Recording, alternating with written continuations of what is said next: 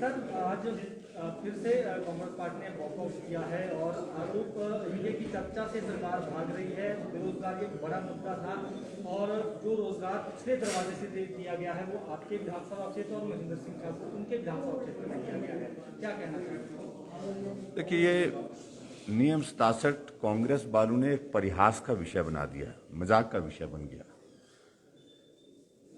मुझे इस बात को कहते हुए बहुत अफसोस है कि जिम्मेदार विपक्ष की भूमिका निभाना ये कांग्रेस की ओर से हम उम्मीद कर रहे थे और वो इसमें पूर्ण तरह से असफल हुए। लगातार हर किसी मामले को लेकर के जो नियम की परिधि में आता नहीं है उसके लिए नियम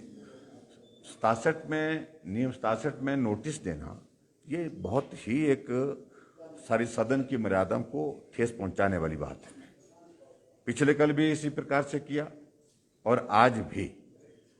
और हिमाचल प्रदेश में जहां तक किसी भी एजेंसी से वो जांच करने की बात कह रहे हैं, जो नौकरियों के सिलसिले में एक भी घटना हिमाचल प्रदेश में पिछले 3.5 वर्ष के कार्यकाल में नहीं हुई जहां कोई प्रश्न चिन्ह किसी बात को लेकर के लगा हो। रोजगार हमारी सरकार की प्राथमिकता है और रोजगार पारदर्शिता के साथ हो, इस बात को सुनिश्चित किया गया है।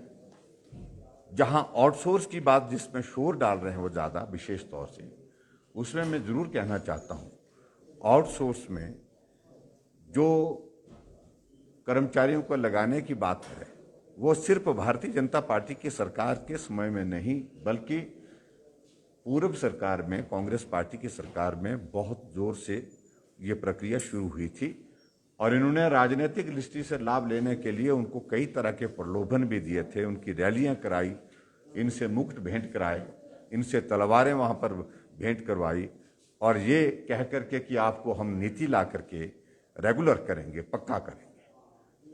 लेकिन वो भी परिस्थिति इनके सामने नहीं आई। परिहास बनाया, मजाक बनाया उन नौजवानों का। और आज अगर हिमाचल प्रदेश में हम आउटसोर्स के अंतर्गत अलग अलग विभागों में कुछ नौजवानों को काम दे रहे हैं, नौकरी दे रहे हैं, तो मुझे लगता कि कोई भी गलत नहीं है। जो नियम है, जो व्यवस्था है, जो कानून है, उसके अनुरूप ही दे रहे हैं। इसलिए इन सारी बातों का कोई औचित्य नहीं है, कोई अर्थ नहीं है। राजनीतिक लाभ लेने के लिए कांग्रेस पार्टी हर दिन कोशिश कर रही है कोई इस प्रकार का सेंसिटिव इश्यू खड़ा किया जाए, मुद्दा खड़ा करने की कोशिश की जाए जिसके कारण उनको कुछ लाभ हो। मैं इस बात को स्पष्ट करना चाहता हूं कि कोई लाभ उनको इस प्रकार से राजनीतिक दृष्टि से नहीं होने वाला है। उल्टा वो अपने आप एक परिहास का विषय बन गया है। और वैसे भी दूसरी बात ये भी मैं कहना चाहता हूं, कांग्रेस पार्टी में जो एक आपस में एक प्रतिस्पर्धा चली है वरिष्ठ नेतृत्व की एब्सेंस में, वो और ज्यादा बढ़ती जा रही है और ऐसे में कांग्रेस पार्टी का भला होगा ऐसा नहीं मैं मानता हूं। और मैं उनसे इस बात के लिए बार बार आग्रह कर रहा हूं कि आओ, सरकार चर्चा के लिए तैयार है। जो प्रश्न आपने पूछे उनका जवाब देने के लिए तैयार है, हम दे रहे हैं। और उसके अलावा जो भी चर्चा नियम के मुताबिक आप माननीय सदन में लाएंगे उसको स्वीकार करके उसके चर्चा करने के लिए सरकार को कोई भी आपत्ति नहीं है। पत्र जारी करने की मांग की जा रही है। देखिए, उनकी मांग के हिसाब से सारी चीजें नहीं चलेंगी। मांग करना अधिकार उनका है, लेकिन उसके बावजूद सरकार ने क्या करना है ये उसके लिए हम बाध्य नहीं है जो वो कह रहे हैं। सर, क्लाइमेट चेंज पर 130 के तहत एक सदन में मामला लाया गया है। अगर हम पिछले डाटा देखें कानून इस बार जो लैंडस्लाइड का रेशो भी है 100% से भी ज्यादा बढ़े हैं पिछले वर्षों की अपेक्षा। कितना कंसर्निंग है चेंजिंग क्लाइमेट और सरकार इसको स्टडी करने के लिए क्या प्रयास करेगी जिसका फसलों पे प्रभाव पड़ता है उसके बारे में? देखो, क्लाइमेट चेंज का रिफ्लेक्शन हम जो इंसिडेंट्स हो रहे हैं उनके माध्यम से मिल ही रहा है। इस बात को हमको स्वीकार करना होगा। अब जैसे इस बात को हम स्वीकार कर रहे हैं कि लाहौल स्पीति में बरसात के मौसम में आमतौर पर बरसात नहीं होती थी, बहुत कम होती थी। बरसात में वहाँ पर ऐसी स्थिति आ जाए जिसके कारण नुकसान हो जाए, ऐसी बहुत कम स्थितियां रहती थी, लेकिन हुआ। बेमौसमी जो है वो बर्फ का पड़ना और सेब को बहुत बड़ा उसमें नुकसान हुआ, सेब के पेड़ को नुकसान हुआ, सेब के जहां नेट डाली गई थी ओले से बचने के लिए, एंटी हेल नेट जो हमारे यहाँ पर इस्तेमाल होती है, पर्टिकुलरली जो बागवान लगाते हैं, वहाँ पर उस मौसम में बर्फ गिर गई। बर्फ गिरने से वो पेड़ सेब के बहुत बड़े जो 20-20, 30-30 साल के वो क्षतिग्रस्त हो गए। तो ये सारी चीज़ें उस दिशा में हैं। जैसे किन्नौर में बारिश नहीं थी, लेकिन उसके बावजूद भी वहाँ पर चट्टानें खिसकी और उसके कारण 9 लोगों की दुखद मृत्यु हुई।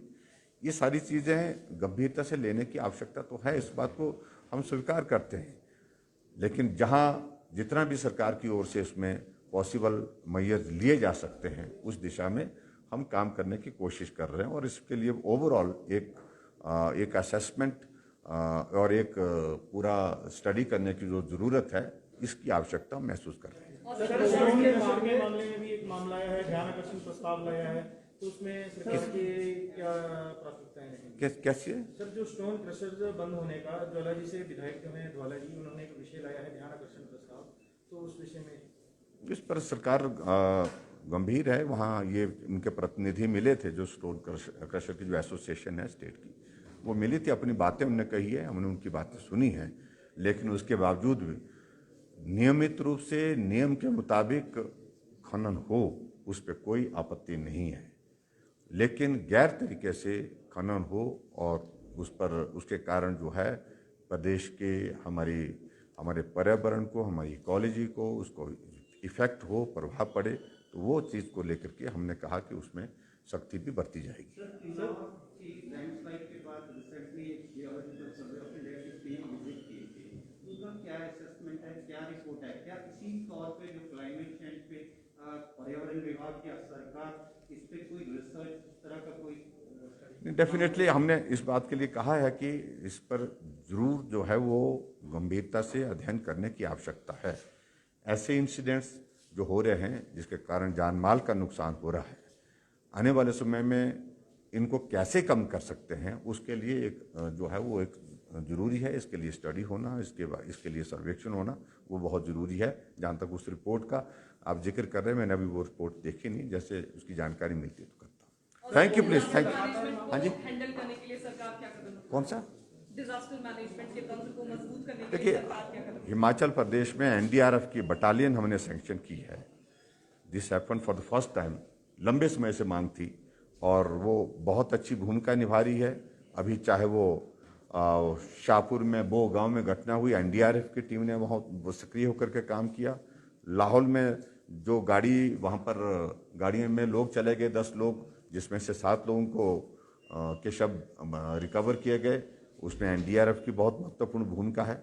और एनडीआरएफ की टीम के साथ साथ में हमारी स्टेट की भी अपनी टीम जो है यहाँ हिमाचल प्रदेश में एसडीआरएफ की, उसके माध्यम से भी हम प्लान कर रहे हैं कि वो अच्छी तरह से ऐसी सिचुएशन को हैंडल करने के लिए तैयारी करें। Thank you please, thank you.